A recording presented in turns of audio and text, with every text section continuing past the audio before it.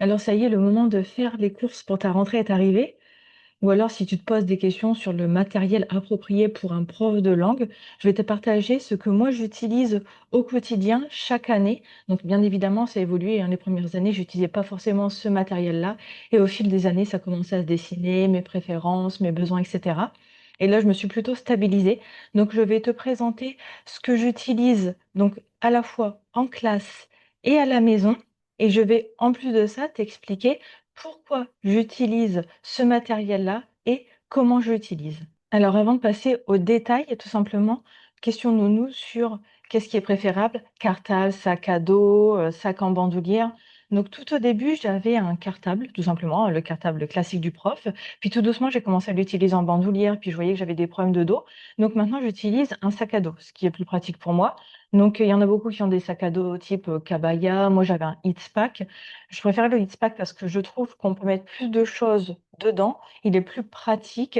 Par contre, le Kabaya fait beaucoup moins mal au dos. Après, je peux pas te dire au niveau des autres sacs ou des autres modèles ou des. Enfin, le Kabaya, je l'ai en taille médium.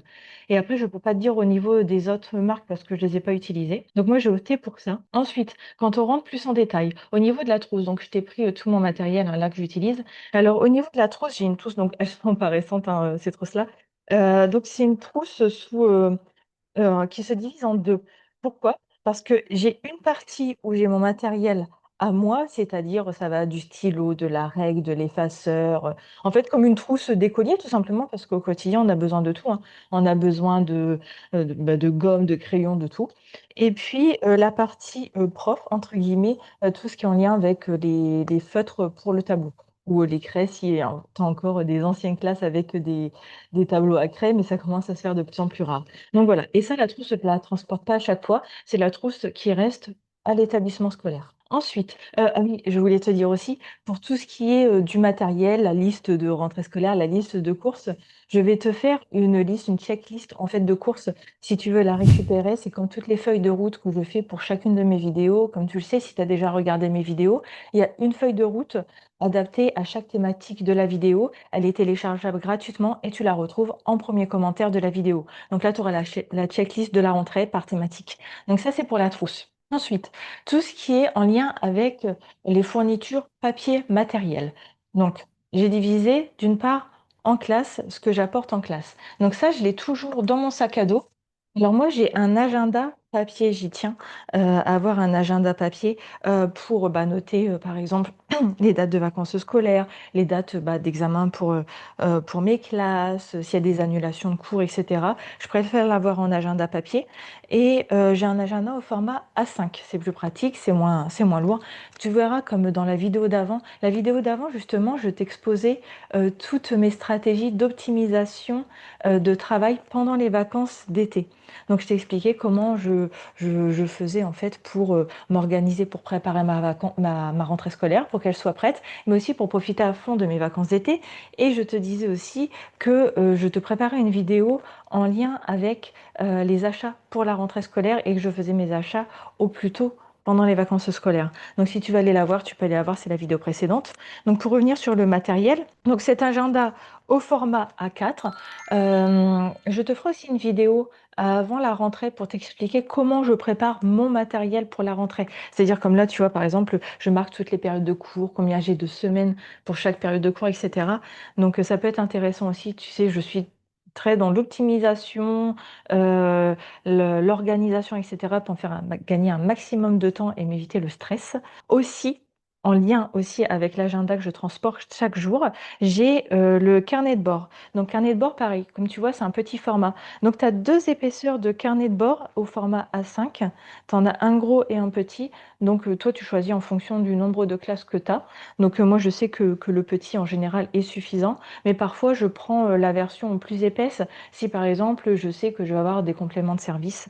Donc, si, par exemple, les TZR, c'est très intéressant d'avoir le format épais parce que peut-être tu seras amené à faire des compléments de service, faire des cumuls de BMP ou des remplacements de courte durée. Donc, c'est peut-être mieux. Et je trouve très intéressant aussi encore, alors je sais que la version papier, beaucoup de profs passent uniquement sur Pronote, mais parfois tu rentres tes notes dans Pronote et Pronote saute et après tu n'as plus tes notes parce que tu as rendu les évaluations aux élèves et puis moyen de retrouver tes notes. Alors moi, je trouve que c'est très intéressant de garder un format papier et aussi, bon là, j'ai caché parce qu'il y a le nom du coup de mes élèves, mais je trouve aussi intéressant de garder le format papier parce que quand tu as des rendez-vous avec les parents, du coup, c'est bien parce que tu as un visuel complet, etc. Et puis même pour le prendre, moi, je sais que en conseil de classe, je prends aussi mon carnet de notes. Et puis avec les formats petits comme ça, c'est vrai que c'est pas lourd dans le sac. Alors dans le sac, tous les jours, donc du coup, j'ai ça. J'ai aussi mon porte-vue. Donc ça, je t'en avais parlé dans la vidéo, organiser les ressources, mes organisations de ressources 100% ressources papier ou numérique. Tu pourrais aller la voir si ça t'intéresse parce que je te parle justement de comment j'organise mon porte-vue. Donc là, je ne vais pas rentrer dans les détails parce que je ne vais pas répéter ce que je dis dans la vidéo précédente et ce n'est pas le propos de cette vidéo. Mais aussi, j'ai mon porte-vue dans lequel j'ai toutes mes séquences en cours de réalisation et quelques autres documents, comme je te dis, tu pourras le voir dans l'autre vidéo. Donc ça, c'est ce que j'ai tous les jours dans le sac à dos. Et c'est tout, globalement, j'ai pas grand-chose à porter, tu vois. Et ensuite, en format papier, j'ai mon trieur. Donc mon trieur, là, je mets le nom de mes classes, de chacune de mes classes que j'ai. Donc, par exemple, 6e 1, 5e 2, etc., etc. Et en fait, qu'est-ce que j'y mets dans ce trieur?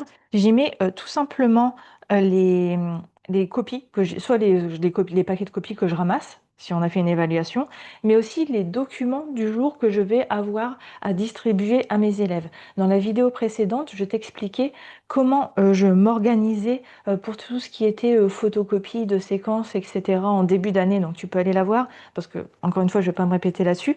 Mais du coup, par exemple, les photocopies du jour qu'on va utiliser le jour même pour chaque classe, eh bien, je les place dedans. Et puis ça, ce trieur comme ça, il est dans ma salle de classe. Donc voilà. Et ensuite, j'ai un petit bloc-notes parce que forcément, tu as beaucoup d'informations qui passent tout au long de la journée, que ce soit des informations par rapport à la discipline, par rapport à un élève, par rapport, je sais pas, à une heure de colle que tu veux mettre, par rapport, moi je sais que j'ai une feuille de rituel que mes élèves gèrent eux-mêmes, mais tu sais, je garde un œil sur leur gestion de feuille de rituel et certains parfois ne la remplissent pas correctement, comme ça me fait un pense-bête. Ça peut être par exemple une question qu'un élève me pose et je n'ai pas la réponse sur l'instant. Et je fais très bien, comme ça je t'y répondrai au prochain cours, mais forcément, par peur de l'oublier, je l'écris sur mon bloc-notes, ça reste sur le bord du bureau. C'est un petit peu mon second cerveau, mon pense-bête de la journée pour me décharger. Donc voilà ce que j'ai en classe avec moi. Donc tu vois, c'est très minimaliste. Moi, je reste au maximum au plus minimaliste parce que plus j'ai de choses, plus ça va s'éparpiller et plus ça va être compliqué ensuite à gérer. Et puis on a le cerveau qui part dans tous les sens. Comme ça, je suis organisée à ce niveau-là. Maintenant, en ce qui concerne les ressources papier que j'ai à la maison, donc tout simplement, dans un premier temps, j'ai des classeurs, ce que j'appelle classeurs à clapper, mais on appelle ça globalement classeur à levier. Pareil, dans l'organisation et la gestion des ressources, je te dis comment je gère ce classeur. Donc je ne vais pas rentrer non plus dans les détails, mais en gros, j'ai un classeur par niveau. Et puis ce classeur me sert à organiser et répertorier toutes mes séquences actuelles qui sont de l'année actuelle, qui sont terminées, ou mes anciennes séquences. C'est mes classeurs de ressources, mais entre guillemets, prêtes à l'emploi. Donc, j'ai un classeur comme ça par niveau. Donc, je te conseille, du coup, si tu vas adopter le même système de rangement que toi, parce que c'est bien en plus en archivage, enfin, c'est super simple. Et donc, du coup, pour ça, il n'y a pas grand-chose à acheter, hein. Chaque année, tu n'as pas besoin de le réacheter chaque année. Une fois que tu l'as, tu l'as. Donc, tu as ton classeur, tu as tes pochettes et puis tu as tes intercalaires, bien entendu. Ensuite, j'ai ce qu'on appelle soit des paquets de feuilles de brouillon ou alors encore une fois, un cahier. Dans la vidéo précédente, quand je te parlais de la vidéo pour préparer sa rentrée scolaire et préparer ses cours pour la rentrée scolaire, je te parlais d'un fameux cahier que je posais sur mon bureau, un cahier qui me sert à stocker mes idées sur le moment où je me dis, ah ça peut être une super idée que je peux utiliser plus tard, mais sur le moment, je ne vais pas l'exploiter, je ne vais pas construire et créer autour de ça, mais je ne veux pas perdre l'idée pour autant parce que je me dis qu'elle peut me servir soit là dans les prochains mois ou voire l'année prochaine, hein, pourquoi pas. Et voilà, alors soit c'est un cahier simple, hein, tout simplement. Là, j'ai évolué, j'ai upgrade pour un cahier à intercalaire. Alors tu peux l'utiliser en plus, l'avantage c'est ces cahiers où l'intercalaire, tu peux le déplacer et puis après tu peux même racheter des feuilles. Donc c'est bien. Parce que si tu arraches des feuilles, bah, du coup, ça impacte pas la qualité de ton cahier et c'est pas très cher, hein, dans des petits magasins pas très chers. Là, tu vois, c'est un petit cahier que j'ai eu chez Emma, tu peux en avoir partout et en fait, l'avantage, c'est que soit tu l'organises, par niveau, soit tu l'organises par thématique. Moi, je sais que j'arrive mieux à m'organiser par thématique, c'est-à-dire que derrière un intercalaire, ça va être toutes des idées de projets finaux. Derrière un autre intercalaire, ça va être plus, par exemple, des projets, par exemple, plus de fin d'année. Après, ça peut être, par exemple, des idées de type d'activité d'exploitation autour de supports. Après, ça peut être des thématiques à exploiter que j'aimerais bien exploiter, quelle que soit l'année. Parce que pourquoi je ne classe pas par année, par exemple, des projets finaux? Je peux avoir une idée, par exemple, j'aimerais bien faire une représentation théâtrale sur, par exemple, par exemple, une représentation théâtrale qui peut avoir tel type d'aménagement. Mais après, je peux l'adapter, quelle que soit la thématique ou l'axe. Donc, c'est-à-dire que c'est une représentation théâtrale que je peux faire soit en cinquième, en quatrième ou en troisième, quel que soit l'axe sur lequel je vais placer ce projet. Donc, tu vois, c'est pour ça que je ne classe pas par niveau. Mais après, tu peux tout à fait faire ça, hein. Je sais que mon ancien cahier de l'année d'avant, ce que j'avais fait, je l'avais effectivement classé par niveau, mais c'est vrai que c'était plus problématique. Si je veux classer des idées par niveau, ce que je fais, c'est soit je prends des feuilles de brouillon, un classique, et après je les mets dans une pochette, cinquième, quatrième, troisième, et après comme ça, je reprends ces feuilles-là et je les classe dans ma pochette qui correspond à la séquence que je veux créer. Ou alors après, c'est vraiment, j'utilise des blocs-notes, hein, vraiment, des feuilles de blocs-notes. Là, c'est bon, je vais t'enlever ça du coup, il y a mes idées dessus. Du coup, voilà. Donc des feuilles de bloc-notes comme ça et puis en fait, ça me sert à faire mon déroulé, de séquence, mon idée globale de déroulé de séquence ou de progression ou de programmation annuelle. Je t'en parlais aussi dans la vidéo précédente. Je t'encourage vraiment à aller voir la vidéo précédente quand je te parlais justement pendant les grandes vacances, déjà de, dresser, de dessiner une, progression pour chaque niveau avec des transitions. Donc, je me sers de feuilles, hein, globalement comme ça, puis comme ça après, hop, il y a des pointillés, je les enlève et je les reclasse, dans la pochette, correspondant au niveau. Donc, c'est comme ça, c'est super simple à manipuler. Ensuite, ce qui reste au niveau de matériel, ça va être tout ce qui va être papier, des feuilles à imprimante et des cartouches globalement qui va avec. Alors bien entendu, tu te doutes que je fais pas mes photocopies à la maison. Ce que je fais à la maison, c'est que soit, j'imprime, par exemple, mon plan séquence ou alors, un support parce que je ne vais pas, pareil ça je t'en parlerai peut-être dans du contenu, ultérieur si ça t'intéresse. Je garde mes manuels à la maison, mais je ne vais pas au collège avec mes manuels. En fait, si par exemple il y a un document qui m'intéresse, un support et que je vais utiliser pendant ma séquence, je l'imprime et puis, comme ça, dans mon trieur où il y a mes séquences, je mets ce document qui correspond, enfin cette feuille qui correspond au support, au document qu'on va utiliser en classe et ça m'évite de transporter, le manuel tout simplement. Et en parlant du coup numérique, ça fait la transition avec la dernière partie qui est numérique. Donc au niveau numérique, ce que j'ai, c'est que j'ai 2 disques durs. Alors tu vas me dire, elle est complètement folle, mais non, parce que je te le disais justement dans du contenu, je t'ai créé un produit digital, donc tu pourras aller le voir, je crée aussi des produits digitaux avec des packs de ressources. Et là, je t'ai créé un pack de ressources justement où je te montre comment je gère toutes mes ressources numériques, papier, etc. Tu pourras aller le voir, hein, si tu veux, je te mets le lien en barre d'infos, en barre de description de vidéo. Mais globalement, j'ai 2 disques durs parce que j'ai déjà perdu un disque dur et surtout une clé USB, le contenu d'une clé USB, une clé qui a grillé tout simplement. Donc en gros, comme ça, je mémorise et j'archive je duplique, hein, mon archivage sur 2 disques durs. Comme ça, s'il y en a un qui meurt, j'ai toujours l'autre en sauvetage. Et aussi en version numérique, j'ai une clé USB que j'utilise du coup en classe cette fois-ci. Donc tout ce que je prépare quand je prépare mes cours, je les prépare directement sur la clé USB. Donc à la maison, moi je prépare mes cours à la maison. Je les prépare sur la clé USB et il y a aussi mes ressources qui sont imprimées dessus. J'arrive au collège, j'imprime et puis j'utilise ma clé USB que je mets dans l'ordinateur ou ou le TBI en classe pour justement utiliser les ressources depuis la clé USB. Donc voilà comment je fonctionne. La clé USB, pareil, un disque dur clé USB, c'est acheté une fois et tu as besoin de renouveler normalement. Si tu achètes des disques durs avec clé USB, je te conseille d'acheter de bonne qualité cette fois-ci. Autant tout ce qui est trieur, classeur, ça n'a pas d'importance, mais au niveau du numérique, investis quand même.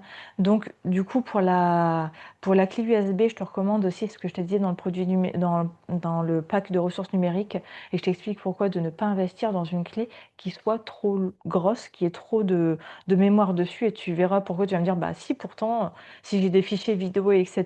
Alors oui, mais t'as pas besoin d'une clé qui fasse 64 Go. Et maintenant, je veux aborder deux points avec toi, ce sont les petits plus. Donc, qui t'apportent du confort, de la qualité dans tes animations de cours et dans ta pédagogie. Donc ça t'apportera de la liberté, mais pas que. Pourquoi? Alors, moi j'ai investi dans un clavier sans fil et dans une souris sans fil. Donc si ça t'intéresse que je t'explique un petit peu moi comment j'utilise tout ça, n'hésite pas à me poser tes questions en commentaire. Et si tu veux que l'on crée ensemble, enfin qu'on crée des cours, non, mais qu'on s'appuie sur tes cours pour créer des animations de classe et des animations avec tes élèves, et aussi un petit peu switcher, varier, donner un petit twist, un plot twist à tes cours, à tes animations de cours, n'hésite pas à me rejoindre dans la communauté. J'ai une communauté qui s'appelle Dans le cartable du prof d'espagnol, mais si tu es prof de langue, ça peut s'adapter hein, tout aussi bien. Et tu as le lien, pareil, en descriptif de vidéo. Et dans cette communauté-là, à quoi elle sert en fait? À ce qu'on se rencontre en visio. Et toi, tu me présentes tes problématiques ou tes questions concrètes que tu as du moment hein, d'enseignement avec tes cours, avec tes élèves, pardon. Donc ça peut être tu peux rencontrer des problématiques ou des questionnements au niveau de la gestion de classe, de l'animation de classe, justement, comme je te dis, ou de la préparation de tes cours. On regarde ensemble, tu me dis, bah moi, par exemple, j'aimerais bien développer ça, ou j'aimerais bien enrichir ça. Et là, justement, on voit ensemble et je te donne un petit peu des astuces, des pistes pour un petit peu te renouveler ou te diversifier. Et là, justement, l'usage d'un clavier sans fil et d'une souris sans fil, ça peut te donner beaucoup plus de liberté et ça peut aussi engager beaucoup plus tes élèves. Tu sais, on a des élèves décrocheurs, on a des élèves en difficulté, et crois pas que justement les élèves en difficulté, ce sont ceux qui s'effacent le plus pour autant. Et parfois, si tu peux leur donner une petite responsabilité en leur confiant ton clavier pour un exercice en particulier, etc. Donc, on peut voir ensemble comment tu peux justement les investir et leur redonner confiance via l'utilisation de ces outils. Et en fait, l'avantage de les avoir sans fil et la souris et le clavier, c'est que tes élèves ne se déplacent plus. Parce que c'est vrai que quand tu as des élèves qui se lèvent, qui se déplacent, etc., c'est une gestion supplémentaire. Parfois, ça peut créer un petit peu d'agitation, etc. Donc là, l'effet que tu distribues un petit peu le clavier et la souris, ça peut aussi te prémunir de ça. Donc on rentre dans tout ça dans la communauté plus en détail. Donc n'hésite pas à nous rejoindre. Et si tu as des questions, tu peux aussi réserver un appel avec moi, hein. Je t'ai mis un lien pour réserver un appel avec moi en visio pour qu'on voit ensemble, pour que tu vois aussi si la communauté peut être adaptée en fonction de ton profil. Donc ça peut t'aider. Donc comme je te disais, pour tes animations de classe, je peux t'aider aussi pour la gestion des déplacements en classe, l'intégration dans tes activités, apporter une plus-value au niveau de tes stratégies d'apprentissage et d'enseignement pour justement un petit peu remodeler tes séquences et aussi dans tes projets aussi. Et aussi pour l'autonomie de tes élèves, parce que pour moi, un des points primordiaux, pour moi, c'est de donner de l'autonomie aux élèves. Et ça peut être un facteur déclenchant aussi bien pour toi que pour eux. Et en plus, l'effet de leur donner un petit peu d'autonomie, toi, ça peut aussi te permettre de garder ton énergie et un petit peu de temps pour passer ce temps-là avec des élèves qui en auraient le plus besoin. Alors désolée si l'angle a un petit peu bougé, c'est parce que j'ai dû rebrancher, sinon j'allais rester sans batterie. Donc je te disais, n'hésite pas, si tu veux que je te crée des ressources digitales, c'est-à-dire des activités ou autres, ou des idées d'animation de classe, justement avec ces outils sans fil, ces outils donc clavier, souris, comment tu peux exploiter tes activités et repenser tes stratégies d'enseignement avec ces outils-là. Donc n'hésite pas à me laisser un petit commentaire ou m'envoyer un petit message sur les réseaux sociaux. Tu sais que j'ai un compte Facebook, Instagram et LinkedIn. Tu as les liens hein, toujours en description de vidéo si tu veux me rejoindre sur la page Facebook. Et puis tu peux me laisser un petit message privé ou un petit commentaire, ou aussi bien sous la vidéo, hein, pour me dire justement si il y a des choses en particulier que tu aimerais exploiter ou tu aimerais avoir des idées. Donc n'hésite pas à me le dire. Et puis le dernier point bonus aussi que tu peux acheter, pareil, qui n'est pas onéreux du tout. Alors soit tu peux le faire avec les ressources, l'enveloppe de l'établissement, ton enveloppe disciplinaire, mais bon après c'est pas très très cher en soi. Et parfois il y en a dans l'établissement, donc soit ce sont des aimants, parce que c'est hyper pratique lors de projets, lors d'activités. Tu sais, si par exemple tu as plastifié et découpé des espèces de petites pancartes, des choses à replacer, des choses pour la réalisation d'un projet ou d'une activité que tu veux mettre au tableau et puis après tu peux moduler, etc. Donc des aimants. Les plastiques pour plastifier, bon ça sert à rien globalement que tu en achètes parce que normalement il y en a dans l'établissement et puis ils te le donnent entre guillemets gracieusement. Et bon, il y a des profs qui m'ont acheté aussi une plastifieuse et des plastiques, mais bon, enfin la plastifieuse, il y en a des pas très chers parfois dans les magasins où tu peux avoir du matériel pas très cher. Mais bon, après les plastiques sur le long terme, ça commence à coûter cher.